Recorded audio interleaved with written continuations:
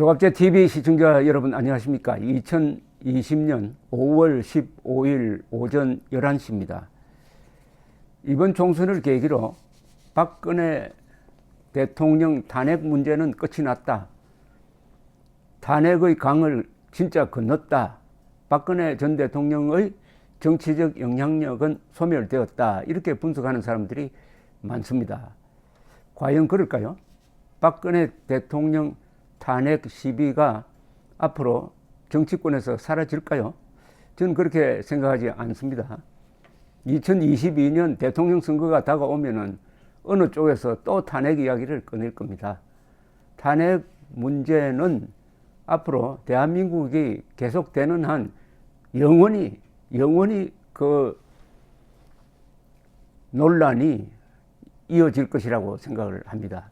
박근혜 대통령에 대한 탄핵을 넘어서 박근혜 대통령이 대표하는 한국의 보수 정권 전체에 대한 탄핵, 그리고 대한민국 건설 세력에 대한 탄핵으로 몰고 가는 세력이 있으므로 탄핵에 대한 논란은 계속되어야 하고 계속될 수밖에 없다는 생각이 듭니다.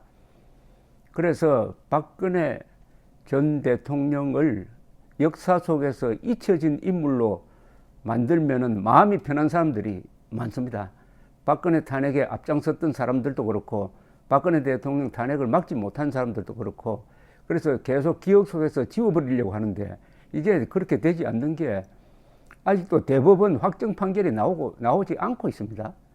그런 상태에서 2017년에 구속된 이후에 3년 이상 지금 미결수로서 있습니다. 물론 그 중에 한 부분은 확정 판결이 된 부분이 있습니다. 그러나 본질적인 이른바 최순실 게이트와 관련된 몸통에 대한 판결은 아직도 확정 판결이 나오지 않는 상태에서 어떻게 구속 상태에서 이렇게 재판을 질질 끄느냐. 더구나 정경심 조국 동생이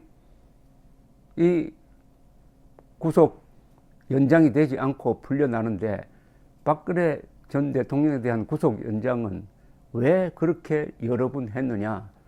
그것은 박근혜 전 대통령이기 때문에 법을 가혹하게 집행을 하고 정경심이 조국의 부인이기 때문에 허물하게 적용했다.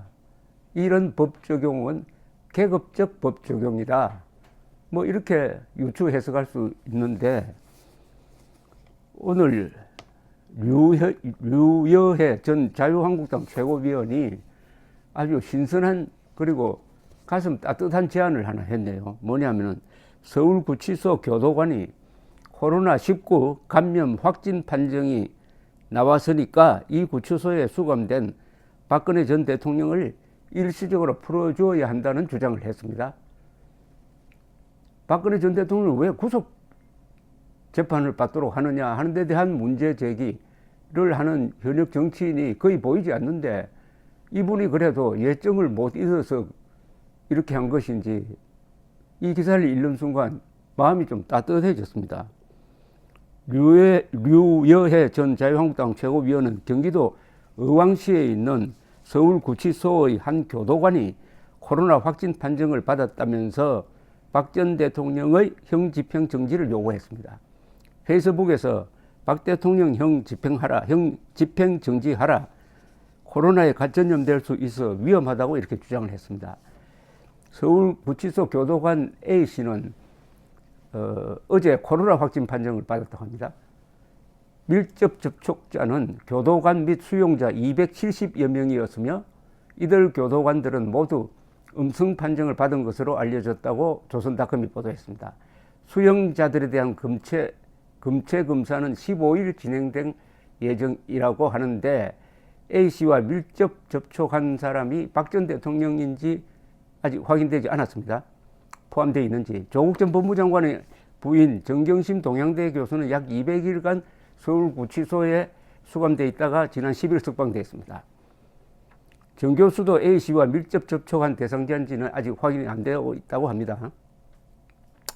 법무부는 이번 교도관 감염 발생으로 외부인과 구치소 내 접촉을 최소화하기 위해 접견을 일시 중지했습니다. 또 대한변호사협회와 협의하여 변호인 접견도 일시 중지하는 조치를 시행하고 있다고 합니다.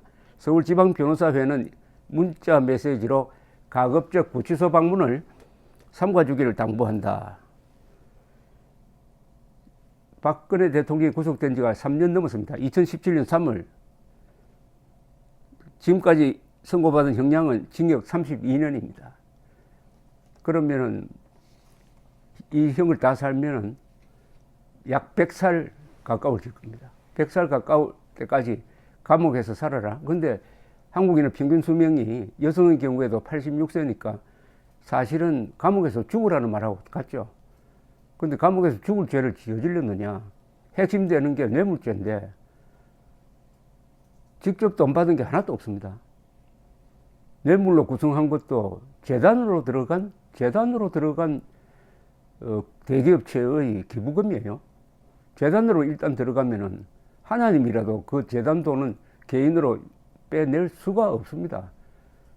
박근혜 전 대통령이 받은 뇌물이 뭔지 알 수가 없습니다. 적어도 돈이 아닌 것은 분명해요. 돈이 아닌 걸 그럼 뇌물로 볼 수 있느냐? 법률 기술자들은 뭐 그것을 형법으로 구성하는 데는 아주 IQ가 높은 사람들이니까. 그러나 한국에는 법률 기술자는 많은데 인권을 생각하는, 정의를 생각하는, 법 철학을 생각하는, 법의 제도 발전에 밝은 그런 법률가가 너무나 적다는 것이 오늘날 법치를 빙자한 독재의 원인이 되고 말았습니다. 지금 탄핵에 앞장섰던 사람들이 이번 선거를 통해서 국회에 많이 들어왔어요. 지금 원내대표 주호영 씨도